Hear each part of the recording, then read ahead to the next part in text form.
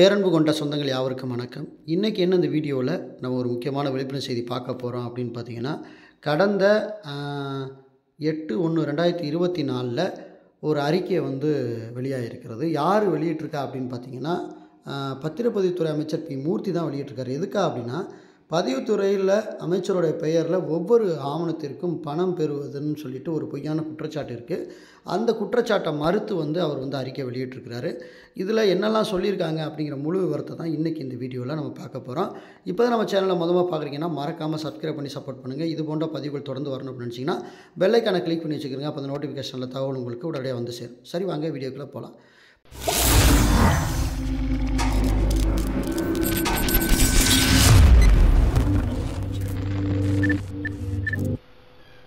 பதிவுத்துறையில் நாள்தோறும் நடைபெறும் பதிவுகளில் ஒவ்வொரு ஆவணத்திற்கும் ஒரு குறிப்பிட்ட தொகை தனித்தனியே கையூட்டாக பெறப்படுகிறது என்றும் அது துறையின் அமைச்சரின் பெயரில் வழங்கப்படுகிறது என்றும் வேண்டுமென்றே உள்நோக்கம் கொண்டு திரிக்கப்பட்ட ஒரு செய்தி பரப்பப்பட்டு வருகிறது. பதிவுத்துறையை பொறுத்தமட்டில் ஒரு நாளைக்கு ஏறக்குறைய 10,000 ஆவணங்கள் பதியப்படுகிறது. ஆவணங்களை பதிவுக்கு கொண்டு வரும் பொதுமக்கள் அரசுக்கு செலுத்த வேண்டிய அனைத்து கட்டணங்களையும் ஆன்லைன் வழியாகவே செலுத்த வேண்டும். அரசுக்கு செலுத்த வேண்டிய கட்டணங்கள் ஆன்லைன் வழியாக மட்டுமே செலுத்தப்பட முடியும் என்ற வகையில் பதிவுத்துறையானது முற்றிலும் கணினிமயமாக்கப்பட்டு இதற்கென விரிவான மற்றும் சிறப்பான ஏற்பாடுகளை செய்யப்பட்டிருக்கிறது. அரசுக்கு குறைந்த தொகைகள் செலுத்தப்பட வேண்டியிருந்தால் ஏடிஎம் கார்டு ஸ்வைப் பண்ணும் வகையில் அவற்றினை பிஓஎஸ் மெஷின்கள் ஒவ்வொரு சார்பதிவு அலுவலகத்திற்கும் வழங்கப்பட்டுள்ளன. எனவே பதிவுக்கு வரும் பொதுமக்கள் தங்களது கைகளில் பணத்தை கொண்டு வர தேவையில்லை. மேலும் ஆவணங்கள் பதிவு செய்கையில் இடைத்தரகர்களின் தலையீடு இருக்கக்கூடாது என்பதும் தொடர்ந்து வலியுறுத்தப்பட்டு வருகிறது. இடைத்தரகர்களால் பதிவு பொதுமக்கள் ஏமாற்றப்படக்கூடாது என்பதை கருத்தில் கொண்டு சார் பதிவாளர் அலுவலகங்களுக்கு இடைத்தரகர்களோ ஆவண எழுத்தர்களோ அனுமதிக்கக்கூடாது என்று கண்டிப்பாக அறிவுரைகள் வழங்கப்பட்டிருக்கின்றன. ஆவண எழுத்தர்கள் வசூலிக்கும் கட்டணங்களுக்காக தனியே பில் வழங்க வேண்டும் எனவும் அந்த பில்லை ஓர் ஆவணமாக இணைக்க வேண்டும் எனவும் உத்தரவிடப்பட்டு செயல்படுத்தப்பட்டு வருகிறது. இதனை சரியாக பின்பற்றாத மற்றும் பொதுமக்களிடம் அதிக பணம் பெறுவதற்கான குற்றச்சாட்டு உள்ளாகும் ஆவண எழுத்தர்களின் உரிமங்கள் ஒழுங்கு நடவடிக்கைகளுக்கு உட்படுத்தப்பட்டு ரத்து செய்யப்பட்டு வருகிறது. மேலும் தமிழ்நாட்டில் இருக்கும் 581 சார் பதிவாளர் அலுவலகங்களிலும் சிசிடிவி கேமராக்கள் வைக்கப்பட்டு மண்டல துணை பதிவுத்துறை தலைவர் அலுவலகங்களிலிருந்தும் சென்னையில் இருக்கும் பதிவுத்துறை தலைவர் அலுவலகத்திலிருந்தும் நேரடியாக கண்காணிக்கும் வகையில் ஏற்பாடுகள் செய்யப்பட்டிருக்கிறது.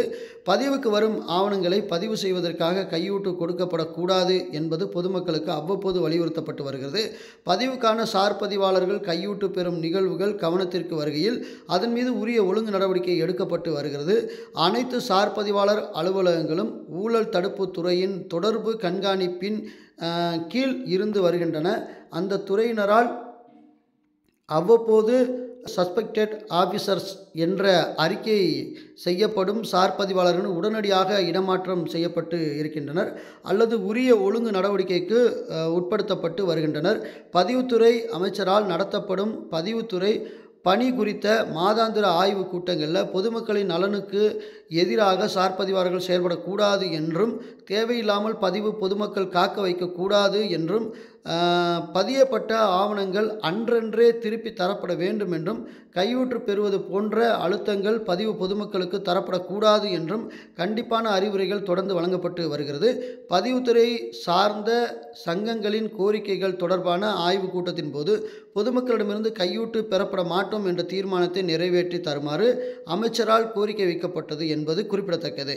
ஒவ்வொரு சார் பதிவாளர் அலுவலகத்திலும் லஞ்சம் கொடுப்பது தவிர்க்கப்பட வேண்டும் எனவும் லஞ்ச புகார் குறித்த விவரங்கள் பதிவுத்துறை தலைவருக்கோ அல்லது மண்டல துணை பதிவுத்துறை தலைவருக்கோ அனுப்பப்பட வேண்டும் என்று விளம்பரப்படுத்தப்பட்டிருக்கிறது.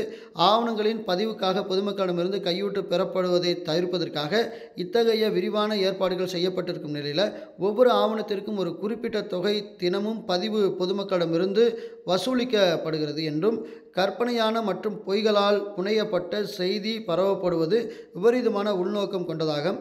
ஆவணங்களை பதிவு செய்து கொண்டிருக்கும் ஆவணதாரர்களிடமே நேரடியாக கேட்டு அது குறித்த உண்மைத்தன்மையை தெரிந்து கொள்ளலாம். சமீப காலங்களில் பதிவுத்துறை பல சீர்திருத்தங்களை அறிமுகப்படுத்தப்பட்டு இந்தியாவில் பிற மாநிலங்களில் தமிழக பதிவுத்துறை முன்னோடி துறையாக பார்க்கும் நிலை ஏற்பட்டிருக்கிறது. பதிவுத்துறையில் அனைத்து நடவடிக்கைகளும் கணினிமயமாக்குதல் 1865 ஆண்டு முதல் பதிவு செய்யப்பட்டுள்ள அனைத்து ஆவணங்களையும் கணினிப்படுத்துதல், ஆன்லைன் மூலமாகவே கட்டணமின்றி வில்லங்கச் சான்று பார்த்தல், கட்டணமின்றி பதிவிறக்கம் செய்தல், அனைத்து கட்டணங்களையும் ஆன்லைன் வழியாக செலுத்துதல், ஒரு சில ஆவணங்களை சார் பதிவாளர் அலுவலகங்களுக்கு நேரடியாக வராமல் ஆன்லைன் மூலமாகவே பதிவு செய்தல் எல்லாவற்றிற்கும் மேலாக மோசடி ஆவணங்கள் பதிவு செய்யப்பட்டிருப்பது கண்டறியப்பட்டால் அந்த ஆவணங்களை ரத்து செய்யும் அதிகாரம் பதிவுத்துறைக்கு வழங்கும் வகையிலான சட்ட திருத்தம் கொண்டு வந்து மற்றும் மோசடியான ஆவணங்களை பதிவு செய்யும் சார் பதிவாளர்கள் மீது அந்த ஆவணங்களை எழுதுவோர் மீதும் குற்றவியல் நடவடிக்கை தொடர்வது போன்ற பல முன்னோடி சீர்திருத்தங்களை பதிவுத்துறையில் மேற்கொள்ளப்படுகின்றன. நமது அண்டை மாநிலமான ஆந்திரா, தெலுங்கானா, கர்நாடகா, மேற்கு வங்கம், காஷ்மீர் போன்ற மாநிலங்களில் இருந்து அதிகாரிகள் நேரடியாக வந்து தமிழகத்தில் பதிவுத்துறை சீர்திருத்தங்களை பார்வையிட்டு தங்கள் மாநிலங்களில் அவற்றை செயல்படுத்த முனையும் வண்ணம் தமிழக அரசின் பதிவுத்துறை மிகப்பெரிய சீர்திருத்தங்களுக்கு உண்டான வளர்ச்சியை அடைந்திருக்கிறது. மேலும் 3 ஆண்டுகளுக்கு முன்பாக வருடத்திற்கு ரூபாய் 10,000 கோடி வருவாய் மட்டுமே எட்டி வந்த நிலையில் சமீப காலங்களில் அறிமுகப்படுத்தப்பட்ட பல அடிப்படை மாற்றங்கள் காரணமாக பொதுமக்களுக்கு பதிவுத்துறையின் மீது ஏற்பட்டுள்ள நம்பிக்கையின் காரணமாக கடந்த ஆண்டில் ரூபாய் 17,297 கோடி வருவாயை பதிவுத்துறை அடையும் வகையில் பதிவுத்துறை பெரும் வளர்ச்சியை கண்டிருக்கிறது. இவ்வாறு பதிவு நடைமுறைகள் பெரும் சீர்திருத்தங்களோடு பொதுமக்களின் நலனை கருத்தில் கொண்டு பல முன்னோடியான திட்டங்கள் பதிவுத்துறை செயல்படுத்தி வரும் நிலையில் பதிவுத்துறையின் மீது களங்கம் கற்பிக்கும் வகையில் தினமும் பதியப்படும் ஒவ்வொரு ஆவணத்திற்கும் ஒரு குறிப்பிட்ட தொகையை கையூட்டாக பெறப்படுகிறது என உண்மைக்கு புறமான செய்தி பரப்பப்படுவது முற்றிலும் ஆதாரமற்ற உள்நோக்கம் கொண்ட செயலாகும். ஆவணங்களின் பதிவிற்காக அரசுக்கு செலுத்த வேண்டிய கட்டணங்களை தவிர கூடுதலாக பணம் எதுவும் கொடுக்க தேவையில்லை என்று ஏற்கனவே தொடர்ந்து வலியுறுத்தி சொல்லப்பட்டு வருவது போலவே தற்போது மீண்டும் அதே கருத்தை வலியுறுத்துகிறது. பதிவுக்கு வரும் ஆவணங்களுக்காக அரசு செலுத்த வேண்டிய கட்டணங்களை பொதுமக்கள் ஆன்லைன் வழியாகவே செலுத்த வேண்டும் என்பதை தவிர கூடுதலான எந்த ஒரு தொகையும் யாருக்கும் கொடுக்க தேவையில்லை. இதை மீறி இடைத்தரகர்களோ ஆவண எழுத்தர்களோ அல்லது சார் பதிவாளர்களோ ஆவண பதிவிற்காக கையூட்டு கோரினால் இது குறித்து கீழ்கண்ட எண்களில் தொடர்பு கொண்டு புகாரை தெரிவிக்கலாம் என கேட்டுக்கொள்ளப்படுகிறது. கையூட்டு தொடர்பான விரிவான புகார்களை நேரடியாகவோ பதிவுத்துறை தலைவருக்கோ அல்லது மண்டல துணை பதிவுத்துறை தலைவருக்கோ அல்லது ஊழல் தடுப்பு மற்றும் கண்காணிப்பு துறைக்கோ அனுப்பலாம் எனவும் கேட்டுக்கொள்ளப்படுகிறது. இடைத்தரகர்களோ ஆவண எழுத்தர்களோ அல்லது சார் பதிவாளர்களோ அல்லது அதற்கு மேல்நிலை அலுவலர்களோ பொதுமக்களிடம் ஆவண பதிவிற்காக கையூட்டு கேட்டால் இது குறித்த புகார்களை கீழ்கண்ட எண்களில் உடனடியாக தெரிவிக்குமாறு பொதுமக்களை கேட்டுக்கொள்ளப்படுகிறது சொல்லிட்டு பொதுமக்கள் புகார் தெரிவிக்க வேண்டிய தொலைபேசி எண்கள் அப்படின்னு சொல்லிட்டு ஒரு 3 எண்களை வந்து அறிவிச்சிருக்காங்க.